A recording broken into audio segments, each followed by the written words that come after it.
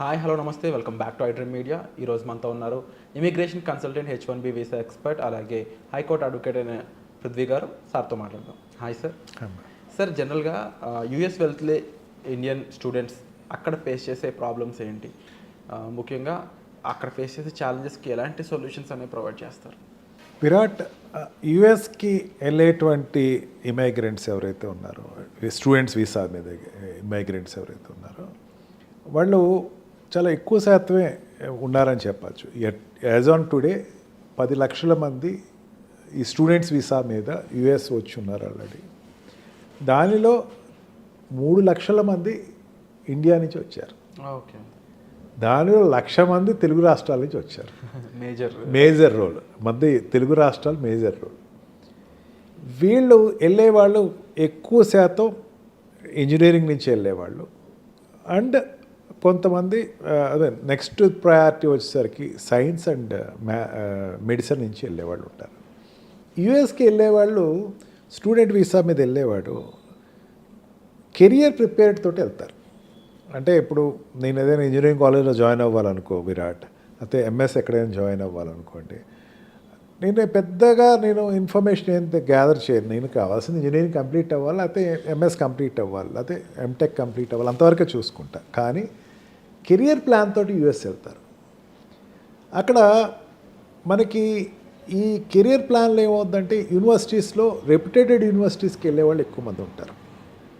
అంతేగాని యుఎస్కి ఏదో రకంగా వెళ్ళాలి అని చెప్పేసి కొంతమంది ఇమిగ్రేషన్ కన్సల్టెంట్స్ ద్వారా వెళ్ళే వాళ్ళ గురించి నేను మాట్లాడను. కానీ జనరల్గా అందరూ కూడా రెప్యుటేటెడ్ యూనివర్సిటీ, ఆ యూనివర్సిటీకి ఉండేటువంటి బ్యాకప్ ఏంటి, ఆ యూనివర్సిటీకి ఎట్లాగా వాళ్ళ తర్వాత జాబ్ సపోర్ట్ ఎట్లా ఇస్తుంది, ప్రాజెక్ట్స్ ఎట్లా ఇస్తుంది అంటే కొంచెం దానికి అక్కడ ఉండేటువంటి టాప్ 10లోనే మనకి వరల్డ్ వైజ్గా ఉండేటువంటి ఇంజనీరింగ్ కాలేజెస్లో టాప్ యూనివర్సిటీస్ అన్నీ యూఎస్లోనే, దాంట్లో డౌట్ లేదు. అక్కడ ఆ టాప్ యూనివర్సిటీస్కి వెళ్ళటం ఎట్లాగా అన్న దాని మీద కరికులం తోటి వీళ్ళు వెళ్తారు. అక్కడికి వెళ్ళిన తర్వాత వీళ్ళు regarding the problems is concern చెప్తున్నారు. అక్కడ ఓపీటీ అంటారు, ఆప్షనల్ ప్రాక్టికల్ ట్రైనింగ్ అయిపోయిన తర్వాత, వీళ్ళు ఇంజనీరింగ్ ఎంఎస్ అయిపోయిన తర్వాత ప్రాక్టికల్ ట్రైనింగ్కి వాళ్ళు జాబ్ వస్తుంది. ఆ జాబ్కి $10 నుంచి $40 పర్ అవర్ ఇస్తారు. సిపిటి అని ఉంటుంది, అంటే కరికులర్ ప్రాక్టికల్ ట్రైనింగ్ అని చెప్పేసి.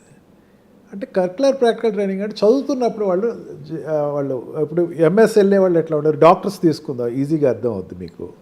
డాక్టర్స్లో పీజీ చేసే డాక్టర్స్ ఆల్రెడీ ఆన్ డ్యూటీలో ఉంటారు. ఇక్కడ పీజీ చేసేవాళ్ళు పేషెంట్స్కి అటెండ్ అవ్వటం, లేకపోతే ఈ జూనియర్ డాక్టర్ కింద పని చేయటం, ఇదంతా ఉంటుంది. కానీ అక్కడ వేరే హాస్పిటల్స్కి కానీ వేరే కాలేజెస్కి వేరే కంపెనీస్కి వాళ్ళు పంపించి కరికులం ప్రాక్టికల్ ట్రైనింగ్లో వాళ్ళకి వేజెస్ ఇస్తారు వెనక్కి. అంతేగాని వాళ్ళతో చేయించుకుంటున్నాం అంటే ఫ్రీగా చేయించుకోరు అక్కడ.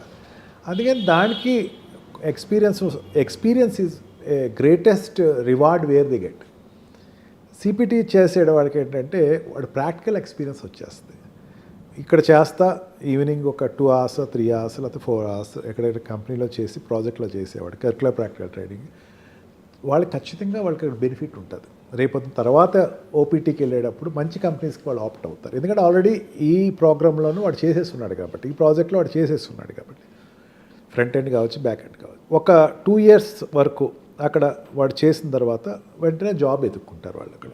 అక్కడ H1B వీసా తీసుకుని వాళ్ళు అక్కడ జాబ్ తీసుకుని ట్రై చేస్తారు. లేదు, స్టెమ్ ఎక్స్టెన్షన్ ప్రోగ్రామ్ అంటారు.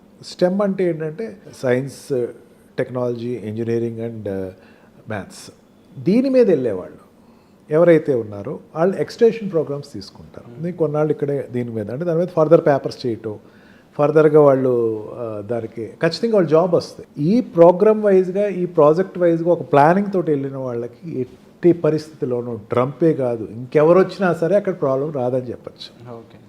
ఈ రకంగా కాకుండా ఏదో నేను ఎంఎస్ చేయాలా, మా నాన్నగారు నాకేదో ఖర్చు పెడుతున్నారు, లేకపోతే మా అమ్మగారు నాకేదో ఖర్చు పెడుతున్నారు, 50 లక్షలు ఖర్చు పెడతారు, నేను అక్కడ ఎంఎస్ చేయాలి, ఎంఎస్ ఒక ఏదో ప్యాషన్ కిందో, లేకపోతే ఎంఎస్ అనేది ఏదో యూఎస్లో ఎంఎస్ చేసి వచ్చామని ఒకటి దాని మీద వెళ్ళాలి అనుకుంటే మాత్రం you will not have any place there.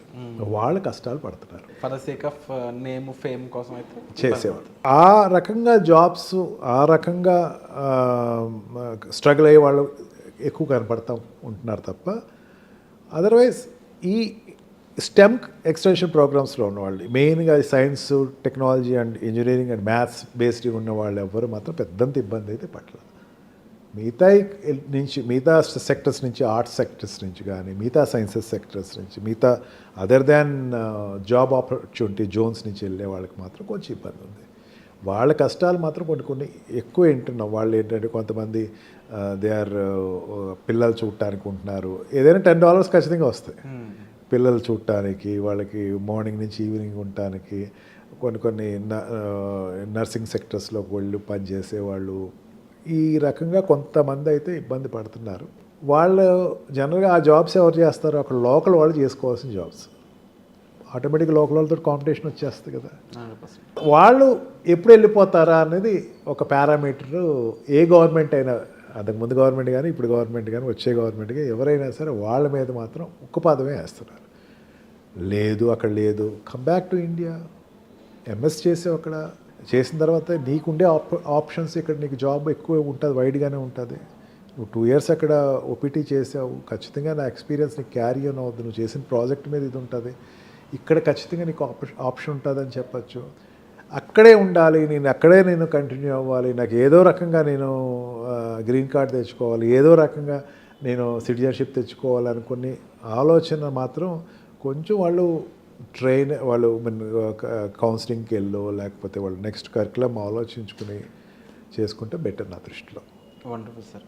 So ఓవరాల్గా చెప్పాలి అంటే పర్పస్ఫుల్గా వెళ్ళి అక్కడ జాబ్కి అంటే ఎఫిషియెంట్గా ఉండే విధంగానే ప్రిపేర్ అయితే బెటర్ అంటారు. అదర్ దెన్ ఒక టైం పాస్కో లేకపోతే just for the sake of name and fame కోసం వెళ్తే మాత్రం ఇబ్బంది పడాల్సిన అవసరం ఉంటుంది. అండ్ డెఫినెట్లీ తప్పకుండా అక్కడ జాబ్ ఆపర్చునిటీస్ ఎంతవరకు, ఏ రేంజ్ వరకు మనకి ఇచ్చే ఛాన్సెస్ ఉన్నాయి సార్ అక్కడ స్టూడెంట్స్కి? ఖచ్చితంగా అక్కడ ఎంఎస్ నుంచి వచ్చిన వాళ్ళకి, అక్కడ ఎంఎస్ చేసే వాళ్ళకి ఖచ్చితంగా వాళ్ళది జాబ్ ఆపర్చునిటీస్ బ్రైట్గానే ఉంటుంది. ఎందుకంటే 2 years వరకు జాబ్ అనేది వాడు గ్యారంటీ ఖచ్చితంగా వచ్చేస్తుంది, ఓపీటీలో వస్తుంది వాడికి జాబ్. 2 years వరకు ఎటువంటి ప్రాబ్లం ఉండదు. యూనివర్సిటీస్ అది ఒక జాబ్ హబ్ అని చెప్పచ్చు. విపరీతమైన జాబ్స్ ఉంటాయి యూనివర్సిటీలో. ఫస్ట్ ఏ కంపెనీ అయినా సరే యూనివర్సిటీలో క్యాంపస్ సెలక్షన్ ఎట్లాగా అయితే ఉందో వాళ్ళే ప్లేస్ చేసేస్తారు. ఆ 2 years వరకు ఎటువంటి ప్రాబ్లం లేదు విరాట్. 2 years వాడు సస్టైన్ అవటం వెరీ మచ్ ఇంపార్టెంట్. వాడు అక్కడ డిసిప్లిన్ అనేది అక్కడ 2 years చూసుకోవాలి. సెలెక్ట్ చేసుకునేటప్పుడు మాత్రం ఖచ్చితంగా ఒక మంచి యూనివర్సిటీనే సెలెక్ట్ చేసుకోవాలి. నాకు రాలేదు, ఏదో చెత్త యూనివర్సిటీలోకి వెళ్ళి జాయిన్ అయిపోతుంది. ఇప్పుడు ఇంజనీరింగ్ ఉంటుంది విరాట్, ఇక్కడ ఎక్కువ చూస్తూ ఉంటాం మనం. ట్రై చేసామండి, గీతంలో ట్రై చేసాము, లేకపోతే విట్లో ట్రై చేసాము, లేకపోతే ఇంకో దాంట్లో రాలేదు, ఏదో కాలేజ్లో చేయాలి కదా, ఇంజనీరింగ్ జాయిన్ చేసి ఇక్కడ జాయిన్ చేసాం అన్నట్టు అక్కడ నేను ఏదో ట్రై చేశాను, మంచి యూనివర్సిటీస్ ట్రై చేశాను, హార్వర్డ్స్ ట్రై చేశాను, మంచి యూనివర్సిటీలో ఒక సీట్ రాలేదు, ఏదో యూనివర్సిటీలో జాయిన్ చేశాను పంపిస్తే మాత్రం ఖచ్చితంగా ఇబ్బందులు పడతారు. మీకు వేస్ట్ ఆఫ్ మనీ అని చెప్పి, waste of money, waste of time అని కూడా చెప్పచ్చు. సో తప్పకుండా ఎవరైతే స్టూడెంట్ వీసా మీద అక్కడికి వెళ్ళి చదువుకోవాలనుకుంటున్నారో వారు మరొకసారి మీ కెరీర్ని పూర్తి తరహాలో ఒకసారి అనాలిసిస్ చేసుకొని దానికి సంబంధించి అవగాహన అలాగే సజెషన్స్ కావాలనుకున్నట్లయితే డిస్ప్లే అవుతున్న నెంబర్స్ కాల్ చేసినట్లయితే మన పృథ్వీ గారు మీకు ఎప్పుడు కూడా అందుబాటులో ఉంటారు. అండ్ ఇలాంటి మరెన్నో ఎపిసోడ్స్ కోసం ఈ ఛానల్ లైక్ చేయండి, షేర్ చేయండి, సబ్స్క్రైబ్ చేసుకోండి. Thank you so much. Thank you Virat.